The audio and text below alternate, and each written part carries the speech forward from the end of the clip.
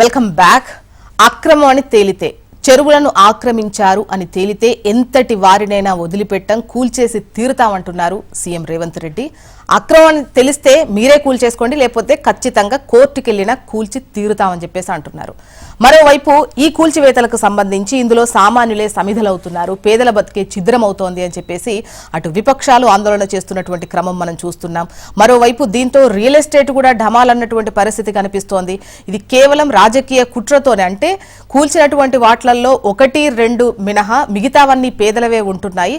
ముఖ్యంగా వాటికి సంబంధించి కూడా కూల్చేయాలన్నటువంటి కాన్సన్ట్రేషన్ గత ప్రభుత్వాన్ని ముఖ్యంగా బదనాం చేసేటువంటి కుట్రతోనే ఇటువంటివి చేస్తున్నారు. కానీ అందరికీ సంబంధించి అన్ని రాజకీయ పక్షాలను ఒక విధంగా చూస్తున్నటువంటి క్రమం ఇక్కడ లేదు అని చెప్పేసి అటు ఆందోళన చేస్తున్నటువంటి క్రమాలు, రకరకాల భిన్న అభిప్రాయాలు, విధానాలు, వర్షన్స్, విమర్శలు మనం వింటూనే ఉన్నాం. మరి మాట్లాడదాం. గెస్టులు కూడా రెడీగా ఉన్నారు. ప్రస్తుతం స్టూడియోలో మనతో పాటు ఉన్నారు గౌరీ సతీష్ గారు, కాంగ్రెస్ అధికార ప్రతినిధి. నమస్తే అండి, welcome to the debate. Naresh గారు, బీఆర్ఎస్ సీనియర్ నాయకులు. అమర్నాథ్ గారు, బీజేపీ అధికార ప్రతినిధి. నమస్తే అండి, వెల్కమ్ టు ద డిబేట్. నమస్తే అండి. ముందుగా సతీష్ గారు, మీరే చెప్పాలి. చూస్తున్నాం అంటే ఈ 23 రోజుల్లో దగ్గర దగ్గర ఒక 250కి పైనే కూల్చివేతలు జరిగాయి. ఇందులో ఎక్కువగా బాధపడుతోంది, ఆవేదన చెందుతోంది, అయోమయమైన పరిస్థితి పేదలదే కనిపిస్తున్నటువంటి సిచ్యువేషన్ ఉంది. ఈవెన్ ప్రతిపక్షాల విమర్శలు కూడా మీరు వినే ఉంటారు. ఏంటి? ముందుగా చర్చలో పాల్గొంటున్నటువంటి ప్యానలిస్టులకు, మీకు, హెచ్ఎంటీవీ ప్రేక్షకులందరూ కూడా నమస్కారాలు తెలియజేస్తూ, ఈరోజు వరకు 211 భవనాలు, 111 ఎకరాలను ప్రభుత్వం స్వాధీనం చేసుకోవడం జరిగింది హైడ్రా ద్వారా. దాంతోపాటుగా ఏదైతే హైడ్రా ఉద్దేశం ఏదైతే ఉందో, రాబోయే తరాలకు చెరువులను సంరక్షించాలి, చెరువులంటే ఉండేటివి అని కాకుండా అది ప్రత్యక్షంగా కనిపించాలనే ఉద్దేశంతో తెలంగాణ రాష్ట్ర ప్రజాప్రభుత్వము ఈ రాబోయే జనరేషన్కి చెరువులను ఒక సంపదగా చూపించాలి అని చెప్పి సహజ వనరుగా ఉన్నటువంటి దాన్ని కాపాడాలనే ఉద్దేశంతో ఈ హైడ్రా పనిచేస్తూ ఉంది. దాంతోపాటుగా ఏదైతే మీరు అంటూ కామన్ మ్యాన్కు కావాల్సినటువంటి కూల్చివేతలు జరిగినాయి, అది పూర్తిగా సత్యదూరమైనటువంటిది. ఎందుకనంటే చాలా ప్రాంతాల్లో ఫుల్ ట్యాంక్ లెవెల్గా ఉన్నటువంటి వాటర్ నిండిన తర్వాత ఆ చెరువులో ఎఫ్టీఎల్లో ఉన్నటువంటి దాన్ని ఎవరైతే ఆక్రమించుకున్నారో వారికి వారు కూల్చేసుకుంటే మంచిది. లేదంటే ప్రభుత్వానికి అవకాశం ఇవ్వకుండా ఈ సంపదను, ఈ సహజ సంపదను, ఈ ప్రకృతిని కాపాడడానికి మీ వంతు సహకారం కూడా అందించండి అని చెప్పి స్వయంగా ముఖ్యమంత్రి గారు అప్పీల్ చేయడం జరిగింది. ఎందుకనంటే అంటే సతీష్ గారు, ఇందులో పేదలవి లేవంటున్నారా మీరు?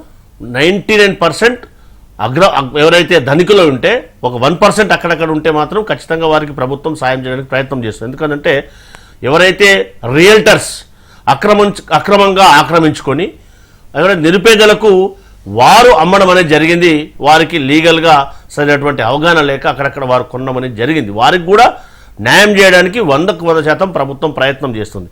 కానీ మెజారిటీగా ఎవరైతే ధనికులు, ఎవరైతే బడా రియల్ ఎస్టేట్ సంస్థలు మాత్రమే వాటిని ఆక్రమించి అక్కడ నిర్మాణాలు చేపట్టడం అనేది జరిగింది. 200కు పైగా ఉన్నటువంటి అంటే భవనాలు ఏవైతే కూల్చారో అందులో మీ కన్సర్న్ లో ఉన్నటువంటివి ముఖ్యంగా ఎన్ని అని అనుకుంటున్నారు చెప్పండి?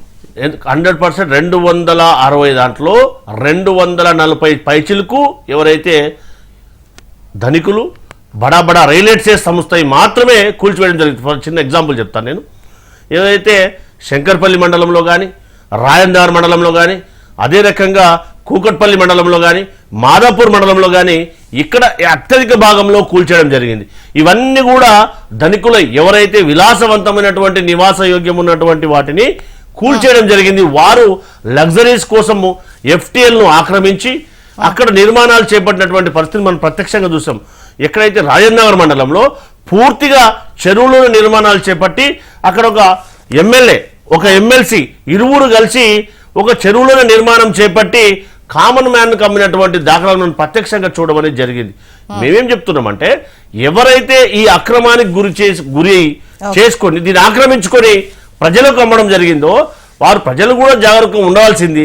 కానీ అనివార్య కారణాల వల్ల వారు కూడా చూసుకోలేదు కాబట్టి అక్కడక్కడ వారికి కూడా నష్టం జరిగితే ప్రభుత్వం కూడా వారిని ఆదుకోవడానికి శాయశక్తులా ప్రయత్నం చేస్తుంది. నరేష్ గారు, చెరువుల్ని కాపాడాలి, కబ్జాకు గురైనటువంటి చెరువు భూమిని మళ్ళీ తిరిగి తీసుకురావాలి అని అనుకోవడం తప్పు కాదు. సో అది అక్రమం అని తేల్చినప్పుడు కూల్చడంలో తప్పేముంది? ఇది ముఖ్యంగా విపక్షాలు దీన్ని రాజకీయం చేసి అంటే పొలిటికల్ మైలేజ్ కోసమే ప్రయత్నం చేస్తున్నాయి. గుడ్ మార్నింగ్ అండి. Good morning. ఇక్కడ పెద్దలకు హెచ్ఎంపీ ప్రేక్షకులందరికీ కూడా గుడ్ మార్నింగ్. అయితే నేనేమంటా ఉన్నానంటే, సరే కొద్దిసేపు నా వాదన పక్కన పెట్టి కాంగ్రెస్ పార్టీ తరఫున మాట్లాడినటువంటి సతీష్ గారి వాదన మనం ఏకీభవిద్దాం. 260 దాంట్లలో 20 మాత్రమే పేదలైందని చెప్తున్నారు. అంటే కనీసం 20 మందికి కూడా పునరావాస కేంద్రాలు లేకుండా చేసి వాళ్ళు కూల్చివేసినటువంటి పరిస్థితి ప్రభుత్వం ఉందంటే, 20 మందికి సహాయం చేసే పరిస్థితుల్లో ప్రభుత్వం లేదంటే ఇంతకంటే దివాళకోరుతనం ఏంటంటే, ఇంకా వేల మంది కాదు, వరద బాధితులు కాదు, లక్షల మంది కాదు, లేకపోతే ఏదన్నా ప్రమాదం పొంచి ఉండి వచ్చినటువంటి కాదు, 20 కుటుంబాలకు మీరు చెప్పిన స్టాటిస్టిక్ నేను కొత్త చెప్పట్లేదు, మీరు చెప్పిన లెక్కల ప్రకారమే 20-30 మంది వాళ్ళకి మీరు పునరావాస కేంద్రాలు లేకుండా ఎటువంటి షిఫ్టింగ్ లేకుండా కనీసం కూల్చివేసిన తర్వాత అయినా సరే వాళ్ళని ఎక్కడికైనా తీసుకెళ్లి చేద్దామంటే కనీసం మీ దగ్గర అటువంటి సదుపాయాలు కూడా లేకుండా చేసినటువంటి ప్రభుత్వం ఏదైనా ఉందంటే ఈ ప్రభుత్వం దీనికే పేరు వస్తుంది. ఎందుకు చెప్తా ఉన్న మాట అంటే, ఏదైతే అంటే ఎక్కడా కూడా పెద్ద సంఖ్యలో లేనటువంటి వారికి కూడా మీరు పునరావాస కేంద్రాలు ఏర్పాటు చేయలేదు, వాళ్ళకు ఉండడానికి వసతి సదుపాయాలు లేకుండా చేశారు.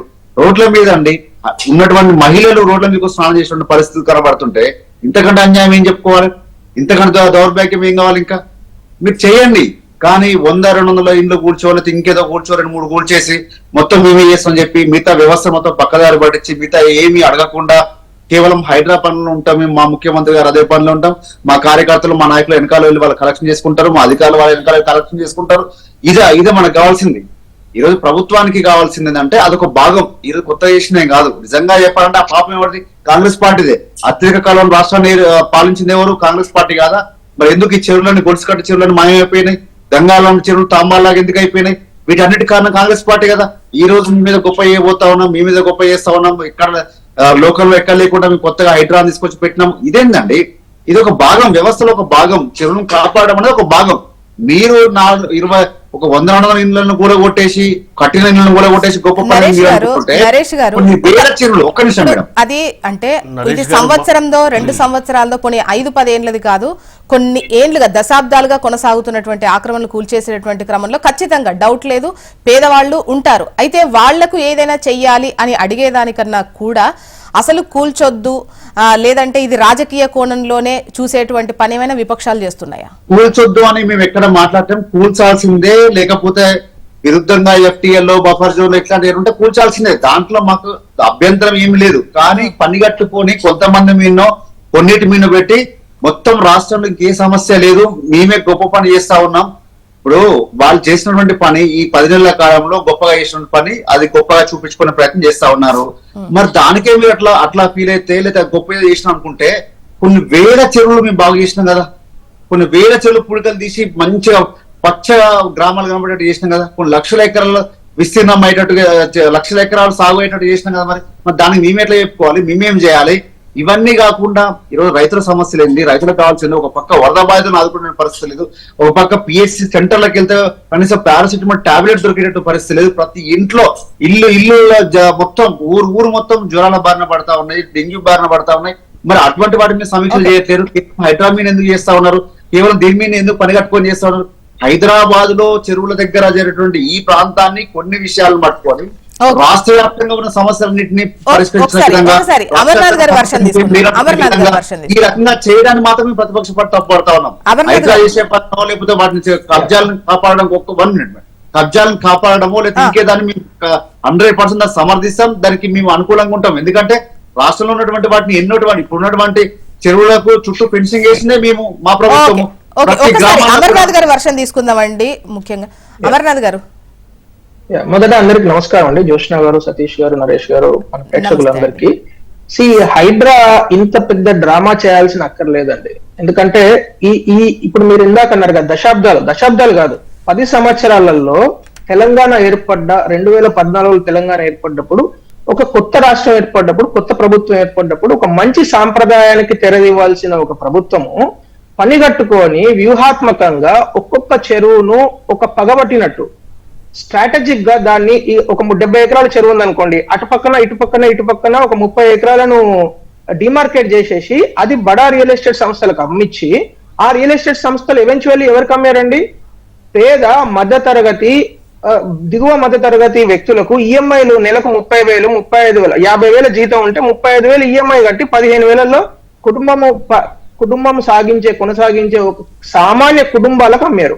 మీరు వెళ్ళండి మియాపూర్ లో వెళ్ళండి, మీరు వెళ్ళండి అమీన్పూర్ లో వెళ్ళండి, మీరు వెళ్ళండి రాజేంద్ర నగర్ లో వెళ్ళండి, మీరు వెళ్ళండి మన మీర్పేట దగ్గరకు వెళ్ళండి, ఎక్కడికైనా చుట్టూ ఉన్న 36 కార్పొరేషన్, అసలు కార్పొరేషన్లను పెట్టిందే దీనికోసం. ఎందుకంటే జిహెచ్ఎంసీలో పకడ్బందీ ఆ టౌన్ ప్లానింగ్ లో పకడ్బందీగా ఉండే రూల్స్ ఉన్నాయి కాబట్టి వీళ్ళు కొత్త కార్పొరేషన్లు పెట్టి అక్కడ ఉన్న చిన్న చిన్న స్మాల్ కార్పొరేషన్స్ లో మున్సిపల్ చైర్మన్ మున్సిపల్ వీళ్ళే ఉంటారు కదా టిఆర్ఎస్ పార్టీ వాళ్ళే. సో వాళ్ళని మేనేజ్ చేయడం చాలా తేలిక.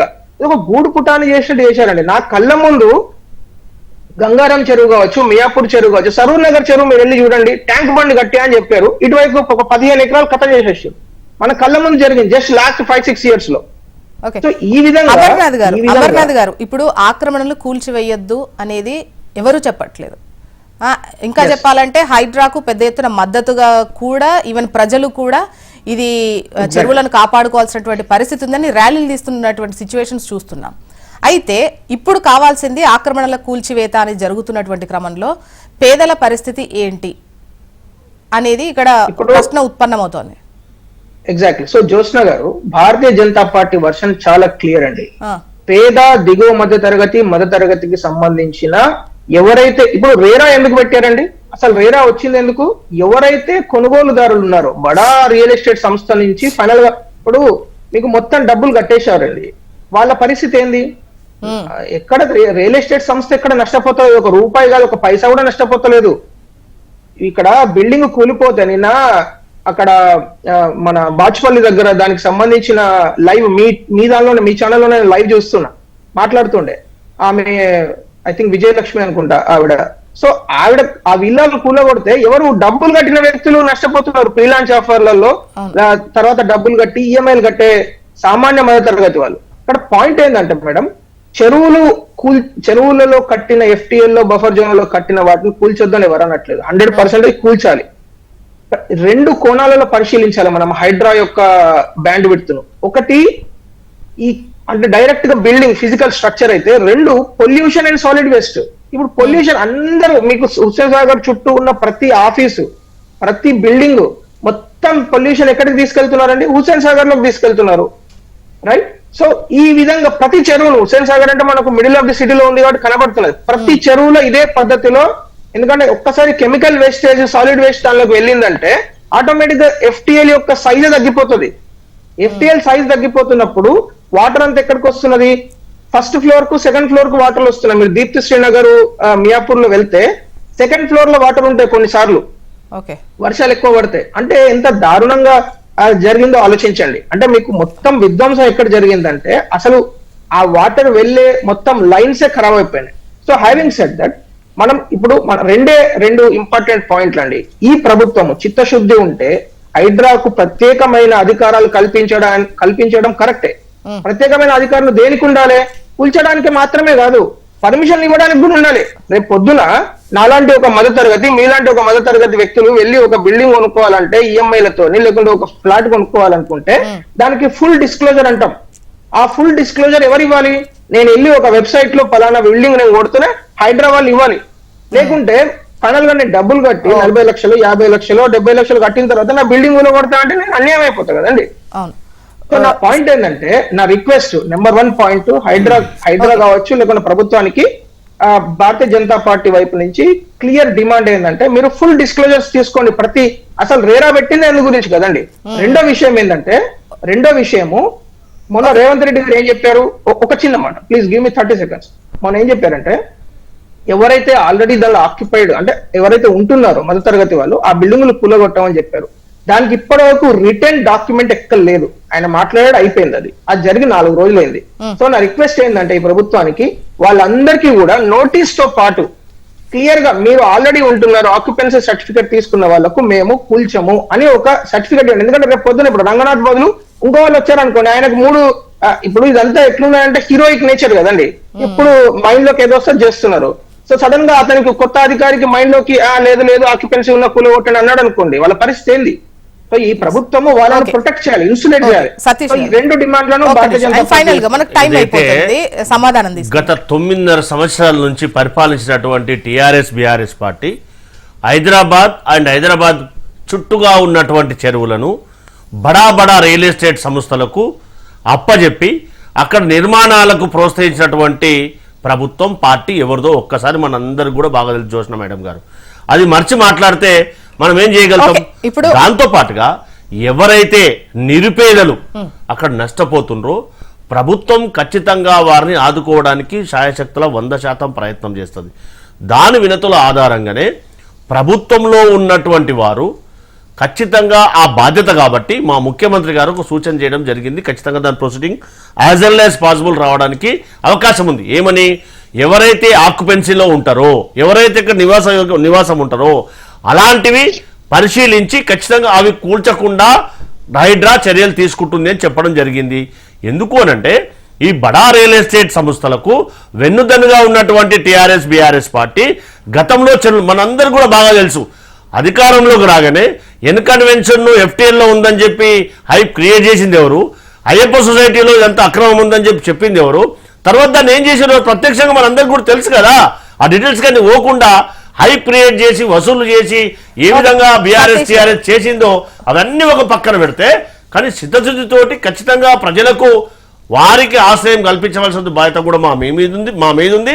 ఖచ్చితంగా ఆ దిశగా ఆలోచన చేస్తాం.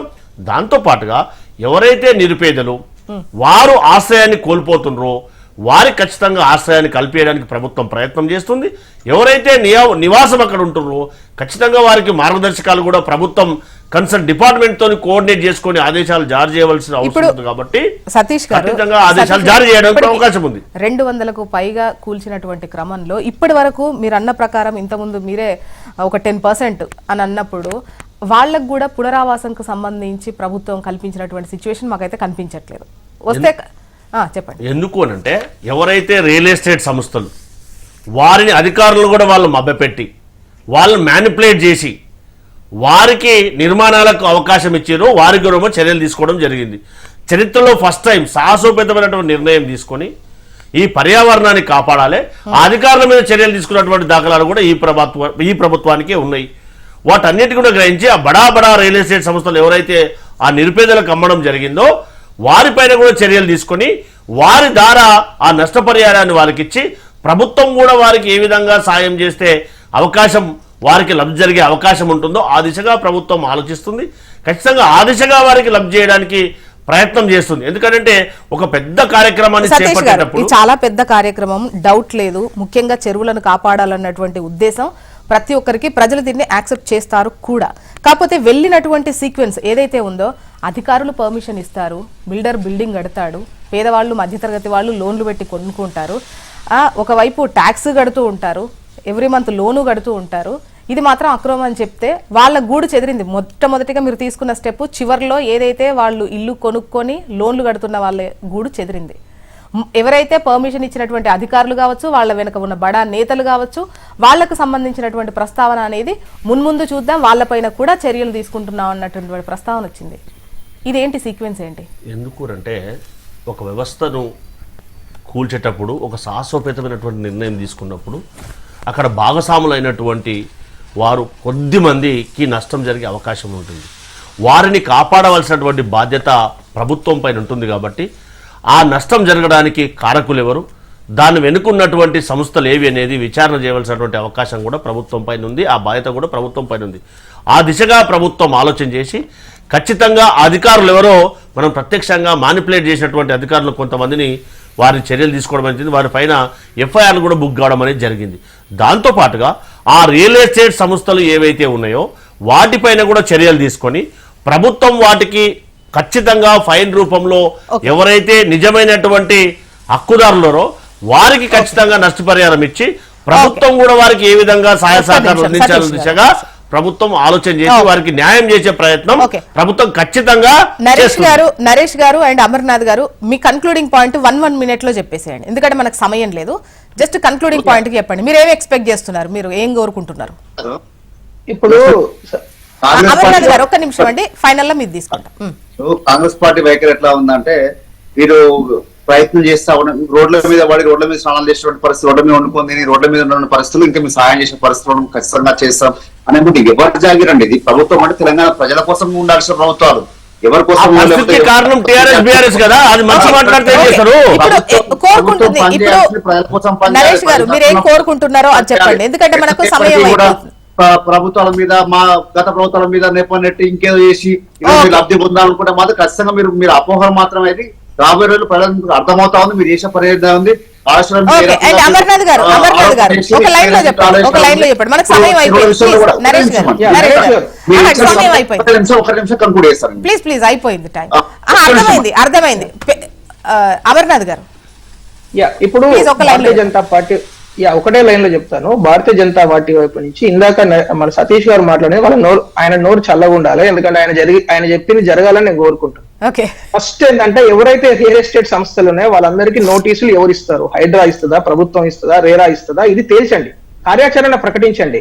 రెండోది, ఖచ్చితంగా ఈ ఎవరైతే ఆల్రెడీ ఉంటున్నారో, ఆక్యుపెన్సీ సర్టిఫికెట్ ఉండి ఆల్రెడీ ఉంటున్నారో ప్రాపర్టీస్ లో, వాళ్ళందరికీ ఒక ఎన్ఓసి ఇవ్వండి ఫస్ట్, మీరు ఎవరు కూల్చారని. ఇప్పుడు అది కాకుండా మొత్తానికి అమర్నాథ్ గారు ఎవరైనా ఎక్స్పెక్ట్ చేస్తుంది, ముఖ్యంగా పేదవాళ్ళు, చిన్న చిన్న జీవితాలు, వాళ్ళకి సంబంధించి అంటే ఒక ఇల్లు అనేది జీవితకాల ఆశయం. సో దాన్ని చెదురుతుంది అంటే వాళ్ళ బ్రతికే ఛిద్రం అవుతారు, డౌట్ లేదు. సో వాళ్ళకి సంబంధించి ఏదైతే ఎక్స్పెక్ట్ చేస్తున్నారో అటువంటి ఆ దిశగా ప్రభుత్వం వెళ్ళాలని మేము కోరుకుంటున్నాం. Thank you so much discussion లో పార్టిసిపేట్ చేసినందుకు సతీష్ గారు, నరేష్ గారు, అమర్నాథ్ గారు. థ్యాంక్ యూ అండి. ఇది వాళ్ళ న్యూస్ అనాలిసిస్. చూస్తూనే ఉండండి హెచ్ఎం టీవీ. వార్త ఆగదు, నిజం దాగదు.